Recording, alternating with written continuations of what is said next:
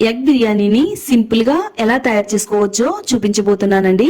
మీరు ఎక్కడ హోటల్లో తిన్నా కూడా ఈ టేస్ట్ అయితే రాదండి. ఎక్స్ట్రా గ్రేవీ అస్సలు చేయవలసిన పని లేదండి. వీడియో లైక్ చేసి అలాగే ఛానల్ సబ్స్క్రైబ్ చేసుకోండి. 1 కేజీ వరకు బాస్మతి రైస్ ని తీసుకున్నాను. 1-2 సార్లు శుభ్రంగా కడుక్కోవాలి. 1 అరగంట పాటు నానబెట్టుకుందాము. 10 వరకు గుడ్లను తీసుకున్నాను. 1/2 టేబుల్ స్పూన్ ఉప్పు, 1/2 టేబుల్ స్పూన్ కారం, 1/2 టేబుల్ స్పూన్ పసుపు వేసి గుడ్లకి ఇలా బాగా పట్టించాలండి. రైస్ ను ఉడికించడానికి కొంచెం పెద్దగా వెడల్పుగా ఉండే గిన్నెని తీసుకోవాలి. 4 లీటర్ల వరకు నీళ్లను పోసుకోవాలండి. హోల్ బిర్యానీ మసాలా వేసుకోవాలండి. 2 స్పూన్లు చొప్పున వేసుకోవాలండి. రుచికి సరిపడినంత ఉప్పును కూడా వేసుకోవాలండి. నీళ్లు బాగా మరిగిన తర్వాత బాస్మతి రైస్ ను మరిగిన నీళ్లలో వేసేసుకోవాలండి. రైస్ పొడి పొడిగా రావడానికి 1 స్పూను ఆయిల్ వేసుకోవాలి. నిమ్మ చెక్కను ఇందులో పిండుకోవాలండి. కొంచెం గట్టిగా పలుకుగా ఉండేటట్టుగా ఉండాలండి. ఒక గిన్నెలోకి స్ట్రైన్ చేసుకుందామండి. పలుకుగా ఉండగానే ఈ రైస్ ని పక్కకు తీసేసుకోవాలండి. కొంచెం వెడల్పుగా మందంగా ఉండే గిన్నెని తీసుకోవాలి.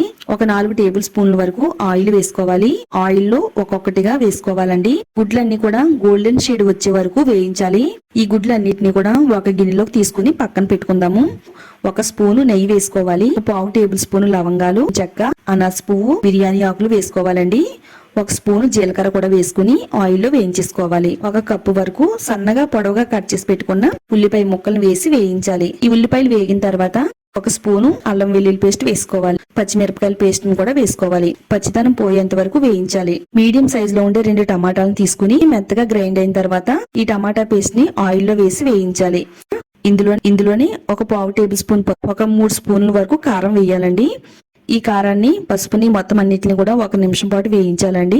2 స్పూన్లు ధనియాల పొడి, రుచికి సరిపడినంత ఉప్పు వేసుకుని ఇలా కలిపిన తర్వాత ఆయిల్ అంతా సెపరేట్ అయ్యేంత వరకు దీన్ని కొద్దిసేపు అలా ఉంచాలండి. 1/4 కప్పు వరకు పెరుగును కూడా వేసుకోవాలి. ఆయిల్ లో బాగా వేయించాలి. పెరుగుని 1/4 కప్పు వరకు నీళ్లను కూడా పోసుకోవాలి. వేయించి పెట్టుకున్న కోడిగుడ్లను వేసుకోవాలి. 2 నిమిషాల పాటు స్టవ్ ని మీడియం ఫ్లేమ్ లో పెట్టి ఉడికిన తర్వాత ఇందులో 1 గుప్పెడు ఫ్రైడ్ ఆనియన్స్ ముక్కలను వేసుకోవాలి.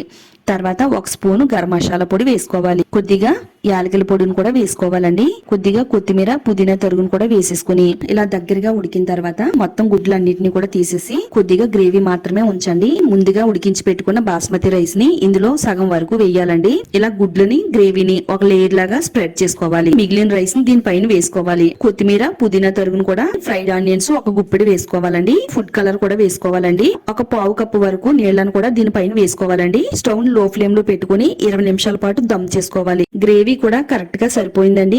ఈ రైస్ కి ఎలాంటి ఎక్స్ట్రా గ్రేవీ చేయకుండా ఇలా ఎగ్ దమ్ బిర్యానీని మరి చూస్తుంటేనే నోరు ఊరిపోతుంది కాబట్టి ఈసారి బిర్యానీ వండేటప్పుడు ఒకసారి ఇలా ఎగ్ దమ్ బిర్యానీ చేసి చూడండి.